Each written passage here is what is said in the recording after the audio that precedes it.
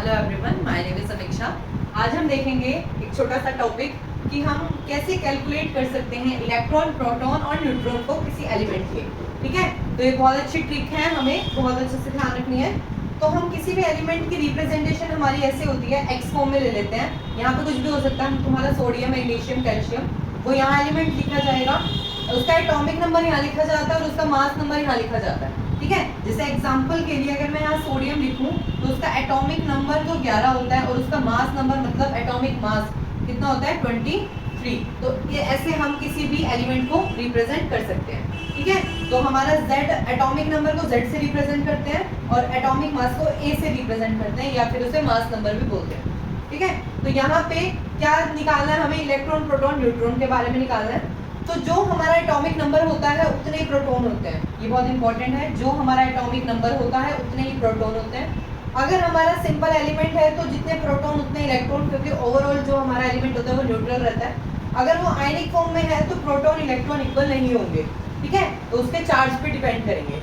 दूसरी बात, atomic mass कहाँ होता है, न्यूक्लियस के अंदर होता है। तो न्यूक्लियस में प्रोटॉन भी होता है, न्यूट्रॉन भी होता है। तो इन दोनों के एडिशन से हम क्या निकालेंगे, एटॉमिक मास। और अगर हमें क्वेश्चन में न्यूट्रॉन पूछ ले तो हम कैसे निकालेंगे न्यूट्रॉन को, एटॉमिक मास माइनस प्रोटॉन कर देंगे, तो वहां से हमारा न्यूट्रॉन आ जाएगा। ठीक है, प्रोटॉन न्यूट्रॉन के इक्वल हो सकता है। प्रोटॉन अगर न्यूट्रॉन से ज्यादा है तो वो स्टेबल कंपाउंड है, अगर प्रोटॉन कम है, न्यूट्रॉन ज्यादा है, तो वो एक अनस्टेबल एलिमेंट है। तो इस बात का बहुत अच्छे से ध्यान रखना। अब हम इन सब के बेस पे ही कुछ एलिमेंट्स के इलेक्ट्रॉन, प्रोटॉन, न्यूट्रॉन कैलकुलेट करेंगे ताकि तुम्हें इजीली समझ आ जाए। जैसे हमारे यहाँ पे फर्स्ट एग्जांपल है सोडियम। सोडियम Z क्या होता है हमारा एटॉमिक नंबर, तो सोडियम का atomic number 11, A mass number कितना होता है 23। ठीक है, ये सिंपल एक एलिमेंट है, कोई आयन नहीं है। तो जितने प्रोटॉन क्या होएगा हमारा, जितना हमारा एटॉमिक नंबर है उतने ही हमारा प्रोटॉन होगा, और जितना प्रोटॉन होगा उतना ही इलेक्ट्रॉन होंगे, क्योंकि वो न्यूट्रल रहेगा।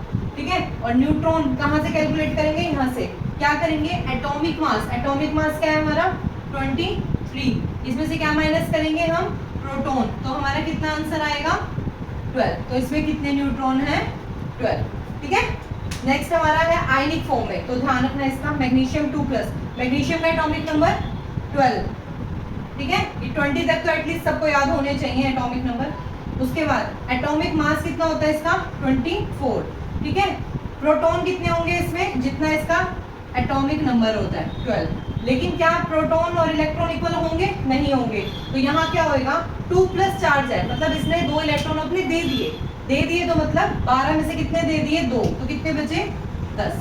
ठीक है, तो यहाँ पे 10 इलेक्ट्रॉन बचे। अब न्यूट्रॉन कैसे निकालेंगे, एटॉमिक मास में से प्रोटॉन माइनस कर दो, एटॉमिक मास में से प्रोटॉन माइनस कर दो, 24 माइनस 12। ठीक है, तो ऐसे ही हम ऑक्सीजन और O2 नेगेटिव का भी कैलकुलेट करते हैं। ऑक्सीजन का एटॉमिक नंबर कितने पे आता है 8 पे।